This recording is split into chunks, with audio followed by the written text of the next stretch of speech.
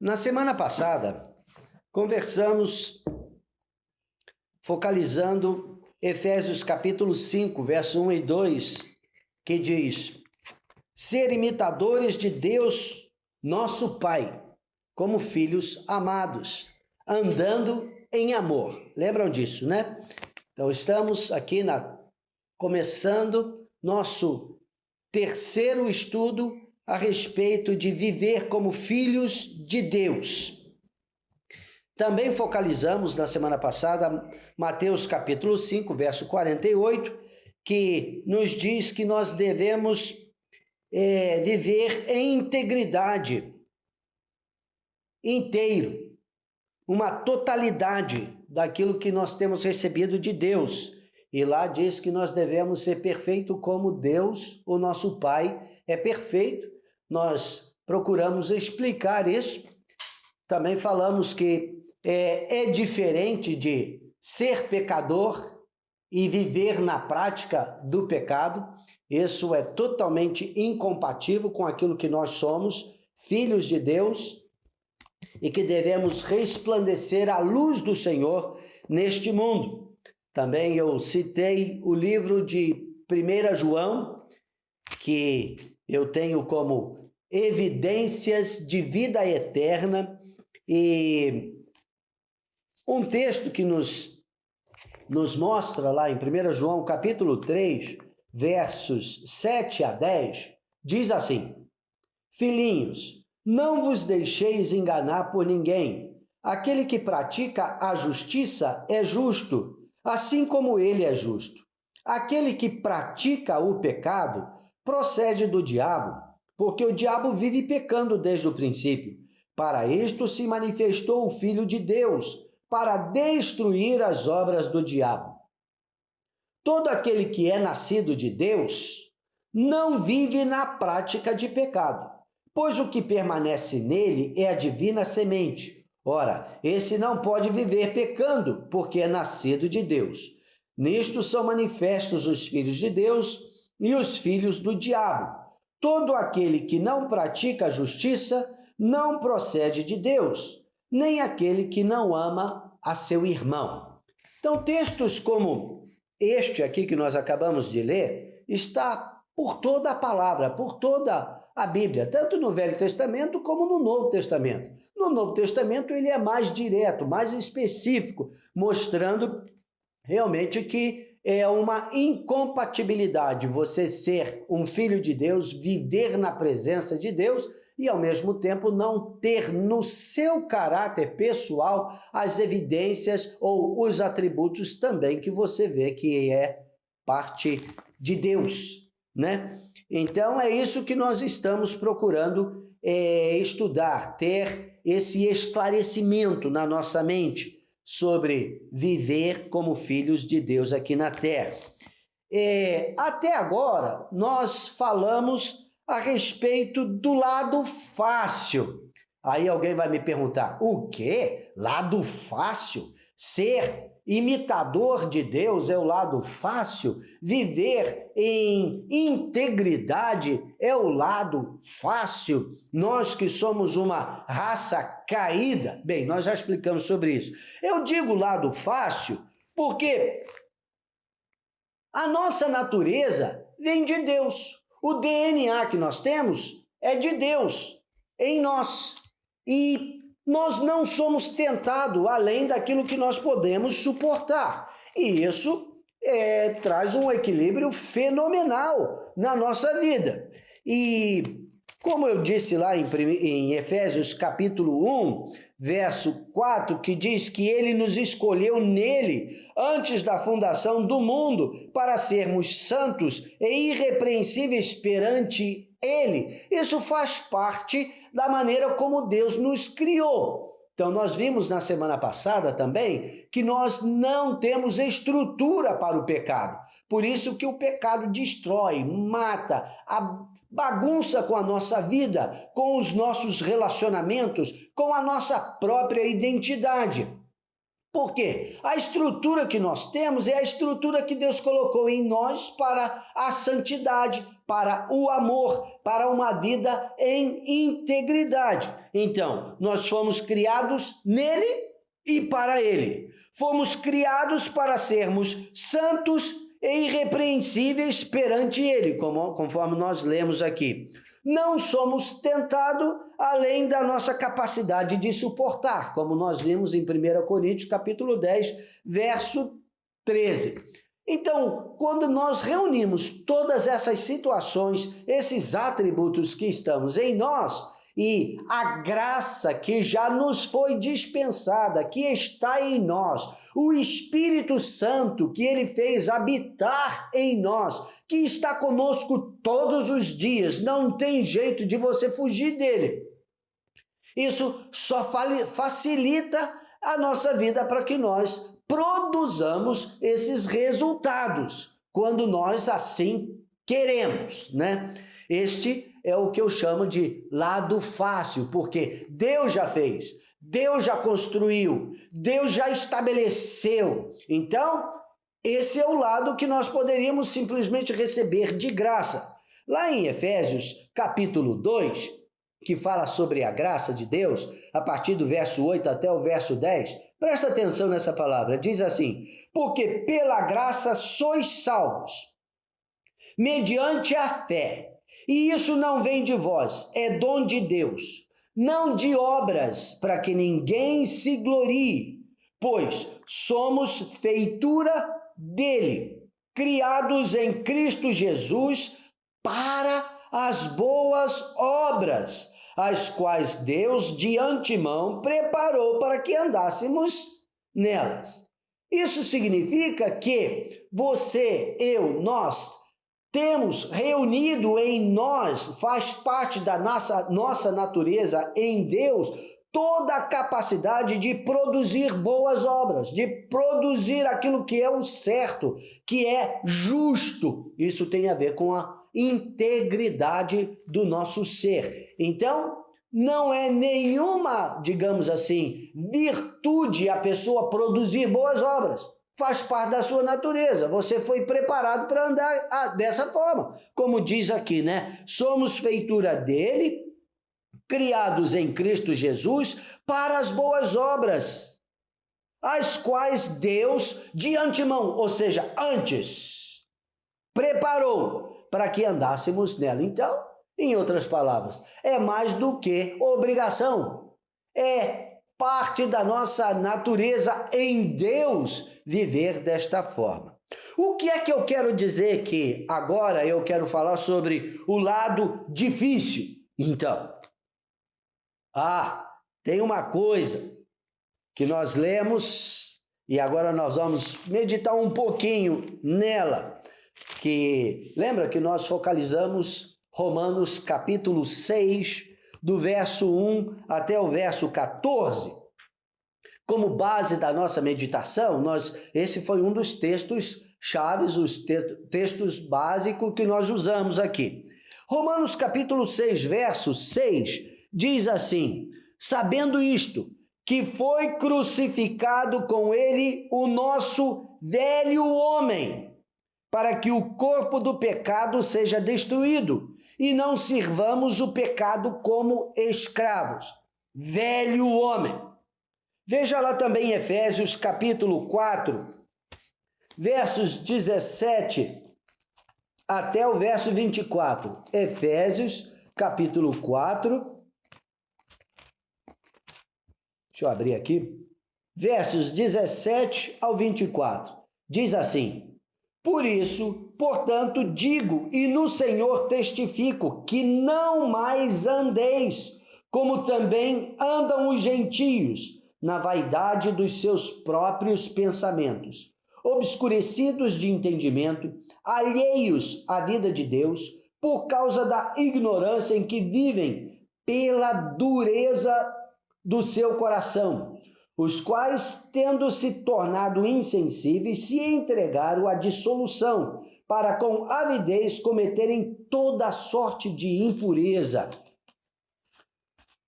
Mas não foi assim que aprendestes a Cristo, se é que de fato o tendes ouvido e nele fostes instruídos, segundo é a verdade em Jesus, no sentido de que, quanto ao trato passado, vos despojeis do velho homem, que se corrompe segundo as concupiscências do engano, e vos renoveis no espírito do vosso entendimento, e vos revistais do novo homem, criado segundo Deus, em justiça e retidão, procedentes da verdade. É outro texto importante que nós precisamos focalizar. Gálatas capítulo 5, verso 24 e 25, isso é um pouquinho antes de Efésios, né? Gálatas 5, 24 e 25, diz assim: e os que são de Cristo Jesus crucificaram a carne com as suas paixões e concupiscências. Se vivemos no Espírito, andemos também no Espírito. Colossenses 3. Agora vamos para frente. Colossenses capítulo 3, 5 a 11. Fala assim: fazei, pois, morrer a vossa natureza terrena, prostituição, impureza, paixão, lascívia, desejo maligno e a avareza, que é idolatria. Por estas coisas é que vem a ira de Deus sobre os filhos da desobediência. Ora, nessas mesmas coisas andastes vós também, noutro tempo, quando vivíeis nelas. Agora, porém, despojai-vos igualmente de tudo isto: ira, indignação, maldade, maledicência, linguagem obscena do vosso falar. Não mentais uns aos outros, uma vez que vos despistes do velho homem com os seus feitos, e vos revestistes do novo homem, que se refaz para o pleno conhecimento segundo a imagem daquele que o criou, no qual não pode haver grego, nem judeu, circuncisão, nem incircuncisão, bárbaro, cita, escravo, livre, porém Cristo é tudo em todos. Gente, nós temos que pensar sobre essa questão do velho homem, novo homem. O que isso significa, né? Martinho Lutero, que foi o precursor da Reforma, que nesse mês nós estamos comemorando, né, o ano da Reforma, é o aniversário da Reforma, se eu não me engano, é 503 anos. Ele tem uma frase que ele proferiu que ficou famosa. A frase de Martinho Lutero é essa: pensei que o velho homem tinha morrido nas águas do batismo, mas descobri que o infeliz sabia nadar. Agora tenho que matá-lo todos os dias. Isso é a frase de Lutero. E é realmente uma realidade. Não pensemos nós, não nos enganemos com o fato de que, quando se aceita Jesus, recebe-se Jesus, nós nos entregamos a Ele, nós o recebemos como Senhor e Salvador da nossa vida e optamos pelo batismo, como nós lemos lá em Romanos capítulo 6, que batizar-se é aceitar a morte, é um símbolo de morte. Nós descemos as águas batismais como se nós estivéssemos sendo sepultados e ressurgimos ou saímos das águas como que ressuscitados, agora nova criatura, não vivendo mais para si mesmo, mas para Deus, como filhos de Deus, pertencentes agora ao reino de Deus. Não somos mais deste mundo, mas cidadãos dos céus, do reino de Deus. É isso que significa o batismo. Agora, realmente ali ficou sepultado o velho homem? O velho homem morreu ali? Agora nós ressuscitamos como nova criatura, do novo homem nos revestimos em Cristo Jesus Isso significa que todos os nossos hábitos pecaminosos ficaram lá nas águas, foram embora, foram levados, ficou sepultado o velho homem? Eu vou te dizer, não é a verdade. E você, na sua própria vida, tem percebido que não é assim. Uma pessoa converteu, foi batizada, significa que todos os seus maus hábitos, os hábitos pecaminosos, as paixões, vícios nos quais aquela pessoa vivia antes, a partir daquele momento, morreu, acabou, zerou a página, ele não tem mais desejo para o pecado. Aquele que era adúltero não vai ter mais vontade de adulterar. Aquele que tinha vícios como droga, ou alcoolismo, ou o tabagismo, o cigarro, saiu das águas, não vai mais sentir vontade de voltar àquele pecado. Aquele que tinha o hábito de enganar, de mentir, não vai sentir mais inclinação por aquilo? Não, não é verdade.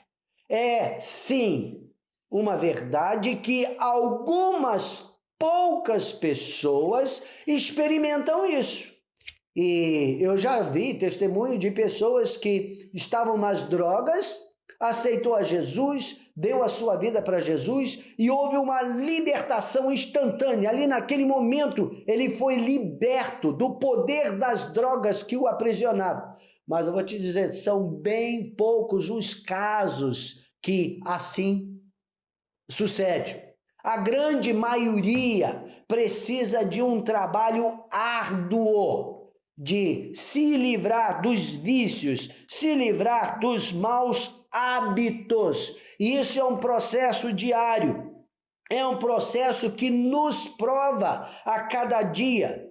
Isso para que tenhamos consciência se amamos verdadeiramente ao Senhor e a verdade a nós revelada, ou se prezamos mais o nosso eu, a nossa satisfação do que esta verdade que nos foi revelada.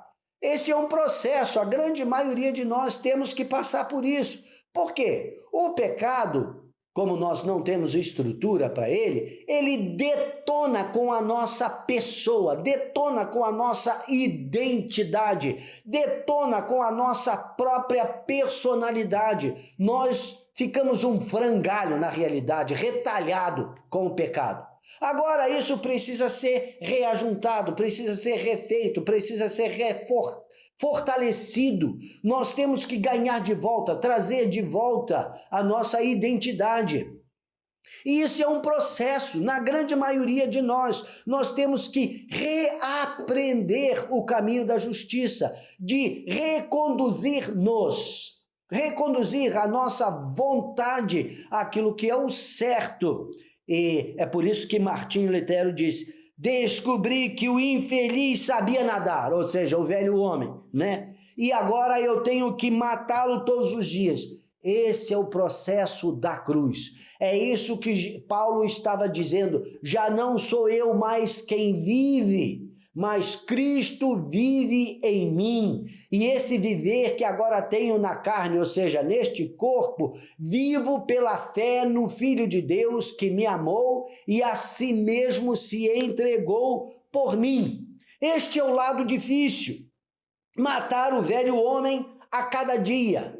Ou você pensa que eu não tenho tentações, que eu já estou num estado assim de glória, que este mundo, as coisas deste mundo não me atraem mais? Não é verdade, mas eu tenho que firmar a verdade que eu abracei para a minha vida, que eu entendo ser Jesus, o próprio Deus, que disse: eu sou o caminho, a verdade, a vida, e ninguém vem ao Pai senão por mim. Eu sou do Pai, eu tenho que ir a Ele. Jesus é o caminho e eu tenho que me revestir de Jesus cada dia. Cada dia eu tenho que crucificar o velho homem, deixar ele morrer à míngua, morrer de fome, não vivendo na carne, porque ele é carnívoro, né? Então ele se alimenta da carne. Mas se eu vivo no espírito, se eu estou pensando nas coisas lá do alto e não nas que são aqui da terra, se eu tenho um compromisso com a verdade de Deus, com o amor de Deus, isso significa que todos os dias eu tenho que estar pronto, e não apenas pronto, eu tenho que estar convicto de que eu não posso abrir espaço para o velho homem. Eu tenho que matá-lo, eu tenho que crucificá-lo, já que o infeliz soube nadar e no batismo não ficou sepultado lá nas águas. Este é o lado difícil, é o dia a dia, mas a maravilha que traz equilíbrio a essa questão do lado difícil é que a graça de Deus está disponível para nós todos os dias. Em Romanos capítulo 2, versos 5 e 6, Romanos 2, 5 e 6, diz assim: mas, segundo a tua dureza e coração impenitente, acumulas contra ti mesmo ira para o dia da ira e da revelação do justo juízo de Deus, que retribuirá a cada um segundo o seu procedimento. Ó, é importante que nós creiamos na palavra de Deus, é importante que nós creiamos nas advertências que a palavra de Deus nos traz. Nós teremos que comparecer diante de Deus. E se temos situações não resolvidas na cruz aqui, vamos ter que enfrentar isso, né? Tiago capítulo 1, verso 12 a 15. Tiago 1, 12 a 15, que fala sobre tentação, nos ensina o seguinte, diz lá assim: ninguém ao ser tentado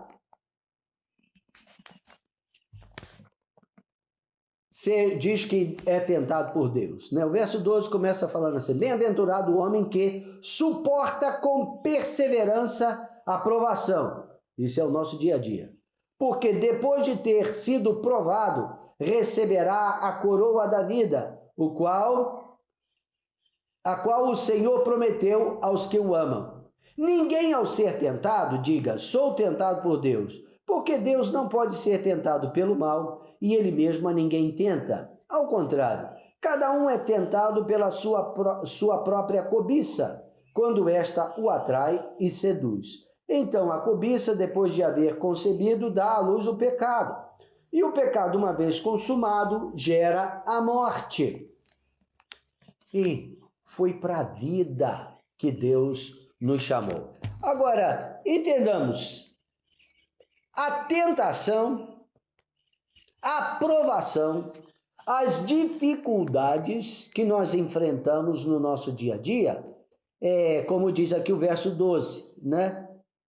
Elas são para o nosso crescimento, para que você crie músculos espirituais resistentes. A gente não se exercita, alguns até vão para a academia, outros fazem corrida e têm o hábito, né? Criam o hábito, a disciplina de exercitar o corpo com o objetivo de fortalecer-se, gerar resistência em si. Pois é, a vida espiritual também requer esse exercício. E esse exercício é no nosso dia a dia, nas provações, nas lutas que nós enfrentamos. Isso gera em nós essa resiliência necessária, né, para o nosso dia a dia. Porém, nós vemos que a palavra de Deus, lá em 2 Coríntios, capítulo 12, 9 e 10, o seguinte, esse é um texto de Paulo, 2 Coríntios, capítulo 12, 9 e 10, diz assim: então ele me disse, a minha graça te basta, porque o poder se aperfeiçoa na fraqueza. De boa vontade, pois, mais me gloriarei nas fraquezas, para que sobre mim repouse o poder de Cristo.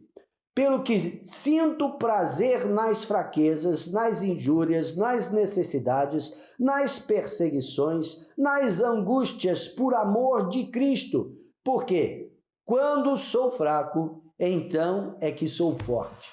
Isso é a palavra de Paulo falando, né, sobre as batalhas que ele tinha no seu dia a dia. E ele não queria aquilo. Pediu a Deus que afastasse, né, aquele espinho na carne dele. Eu não sei qual que é o seu espinho na carne, mas Paulo, ele estava incomodado. Ele falou, eu não quero saber disso, não tem que lutar com essas coisas todos os dias. E ele foi colocar diante de Deus a situação e falou assim, ó, Deus falou para ele, Jesus falou para ele, olha, eu não vou tirar isso de você, não. Eu estou disponibilizando para você a minha graça, e esta te basta. E esta graça te dá condição de superar essa situação, porque essas são áreas frágeis na sua vida que precisam ser fortalecidas. E aí ele aprendeu, ficou espertinho, rapidinho, né? Quais são as áreas fracas da sua vida que você precisa da graça de Deus? Quais são as áreas que você precisa, assim, de dar uma bombada, digamos assim, né? Na sua vida? São áreas que você precisa crescer, que você precisa fortalecer na sua vida. E isso é um exercício diário. O velho homem está sempre tentando assumir controle. E os textos que nós lemos nos mostra que nós temos que estar atento e não permitir que o velho homem tenha espaço, mas matá-lo todos os dias, crucificá-lo todos os dias, deixá-lo enfraquecer o máximo possível, fortalecendo o nosso novo homem que se renova em Cristo Jesus. Nós precisamos dar uma atenção especial a esta realidade. Jesus em nós é a esperança da glória.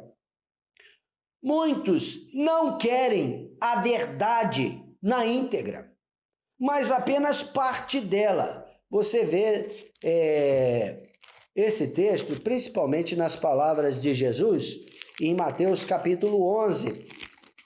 Mateus capítulo 11, verso 28 até o 30, diz assim: Vinde a mim, todos os que estáis cansados e sobrecarregados, e eu vos aliviarei. Tomai sobre vós o meu jugo e aprendei de mim, porque sou manso e humilde de coração, e achareis descanso para a vossa alma, porque o meu jugo é suave e o meu fardo é leve. Nós vemos aqui duas situações. Aqueles que vão a Jesus buscando alívio, estão com a vida enrolada, estão debaixo de sofrimento, de angústia, e eles vão a Jesus, procuram a igreja, procuram ajuda para receberem alívio, mas na realidade não têm verdadeiramente a intenção de abandonar sua vida, seu estilo de vida. Ele ama os prazeres desta vida e não quer ter compromisso de mudança. Então, quando está complicado, ele volta para Jesus. Mas, se ele quer realmente alívio, vai encontrar e vai viver num alto e baixo. Porém, a libertação, diz lá, tomai sobre vós o meu jugo e aprendei de mim, que sou manso e humilde de coração, e achareis descanso para a vossa alma, porque o meu jugo é suave e o meu fardo é leve. Para que você possa ter alívio perene. Isso é mais do que alívio, é uma libertação.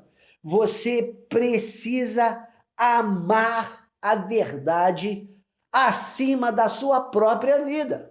Lembra o batismo?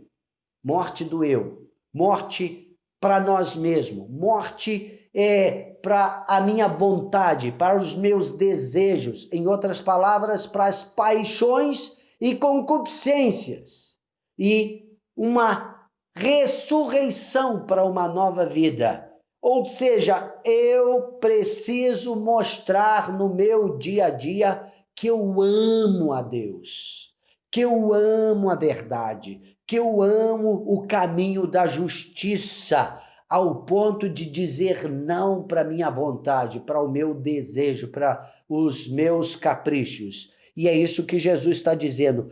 Tomem sobre vós o meu jugo, aprendam de mim, porque sou manso e humilde de coração, e achareis, ou seja, vocês vão encontrar descanso para a vossa alma, porque o meu jugo é suave e o meu fardo é leve. É suave e leve. Por quê? Porque nós temos a estrutura para isso.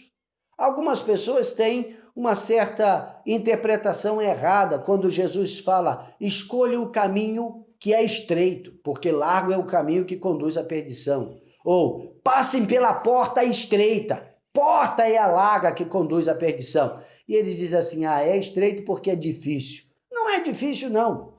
É porque amor impõe limite. E a porta chamada amor, ela é estreita, porque você não pode entrar com toda a sua vontade. O amor impõe limite. O caminho da cruz é estreito, porque impõe limite. Você não pode fazer o que bem entender, não, porque o amor estabelece critérios, estabelece regra. Você não pode pôr a sua vontade acima da dos outros. Você não pode se beneficiar em detrimento de outras pessoas. Isso é amor. E isso significa porta estreita, caminho estreito. E larga é a porta que conduz à perdição. Por quê? Não reconhece limite. É o caminho da independência. E independência no reino de Deus significa morte. Agora, quando eu vivo separado de Deus, se eu quero andar nos meus próprios caminhos, eu vou buscar a independência. A independência é a plataforma principal para o egoísmo. Isso é satisfação do ego. A minha vontade, o meu desejo, tudo gira em torno de mim. E isso não deve acontecer na vida de uma pessoa que está buscando a vontade de Deus. Ou seja, que queira viver como filhos de Deus, representando o reino de Deus neste mundo. Então, meus irmãos, o lado difícil é o lado que nós precisamos escolher. A plataforma principal que Deus nos chama a retornar, que é o caminho da cruz, através de Jesus, tem a ver com a origem, tem a ver com o que Deus nos criou para sermos. Porém, a queda gerou essa plataforma de independência, que é a plataforma para o egoísmo, a satisfação da nossa própria vontade. E isso nós temos que dizer não a si mesmo, dizer não às nossas vontades que não estão em harmonia com amor, com a vontade de Deus, com a glória de Deus e com a justiça de Deus. Esse é o lado difícil, que apela para que nós dependamos de Deus todos os dias. Lembra, na semana passada, que nós lemos a 1 Pedro, capítulo 1, do 13 ao 16, e faz aquele chamado, né, para que nós tenhamos consciência, sejamos sóbrios, né? E diz lá: por isso, cingindo o vosso entendimento, sede sóbrios e esperai inteiramente na graça que vos está sendo trazida na revelação de Jesus Cristo. Verso 14: como filhos da obediência, não vos amoldeis às paixões que tinhais anteriormente na vossa ignorância. Então, esse lado aqui, como filhos da obediência, é a nossa luta, é a nossa vontade, é a nossa escolha, é o que eu estou chamando aqui de o lado difícil que nós precisamos focalizar, depender todos os dias da graça de Deus, depender todos os dias da unção do Espírito Santo em nós, depender todos os dias da nossa comunhão com Deus. Sendo pecadores? Sim, somos pecadores. Em todos os aspectos, o principal é, não somos perfeitos. Nós estamos progredindo, sendo aperfeiçoados no nosso relacionamento com Deus e com os irmãos. E também pelo fato de que santidade é uma escolha, é uma decisão da nossa vontade. E pecadores porque podemos escolher o lado obscuro, o lado errado, o lado do egoísmo, mas não vivendo na prática do pecado, como nós lemos lá em 1 João. Não vivendo na prática do pecado, não alimentando o velho homem, que o infeliz sabia nadar e sobreviveu às águas do batismo, né? Mas matando todos os dias. É o lado que eu, você, cada um de nós, não é diferente para ninguém, temos que enfrentar. Todos os dias é tempo de nós olharmos para Jesus. Todos os dias é tempo de pedir que o Espírito Santo sonde o nosso coração. É tempo de nós perguntarmos a Deus: Senhor, tem algum caminho em mim que não agrada a Ti, que não está em harmonia com o Teu caráter, com o Teu amor? Me mostra. Eu quero ser livre disso. Eu quero refletir a Tua glória neste mundo. Então, nós terminamos aqui a terceira etapa desse estudo. O lado difícil do caminhar vivendo como filhos de Deus neste mundo. O meu lado, o lado da minha escolha, que eu tenho que colocar em harmonia, harmonizar com a vontade de Deus, com a glória de Deus, com a graça de Deus. Eu espero que esses conselhos, que essa meditação te ajude a se conhecer, ver como que você está vivendo e se você precisa realinhar alguma coisa na sua crença, na sua fé, no seu comportamento cada dia, que essas palavras te encorajem a fazê-lo, porque senão você vai ter que prestar conta a Deus da maneira como você tem vivido e Ele vai dar a cada um o procedimento das suas próprias ações. Não espere por isso. Assuma a identidade de Jesus. Assuma o que ele disponibilizou na cruz ou através da cruz para você, para a sua vida. E viva como filho de Deus neste mundo. Deus te abençoe, te dê graça, que você tenha coragem de encarar a si próprio, à luz disso que nós compartilhamos e, se precisar quebrantar, quebrante. Se precisar mudar alguma coisa, mude, porque Deus tem nos chamado para sermos conforme a imagem do seu Filho aqui na terra. Vamos orar. Senhor, eu te agradeço pela tua palavra. Te agradeço pelo teu Espírito Santo nos ensinando, nos instigando a crescermos em ti. E eu oro para que a tua glória se manifeste em nós. Eu oro para cada um desses meus irmãos que têm ouvido esta palavra, que tenham uma coragem de meditar nela, que tenha coragem de trazer isso para uma ação prática na sua própria vida e assim possam andar mais pertinho do teu coração. Em nome de Jesus nós oramos. Amém.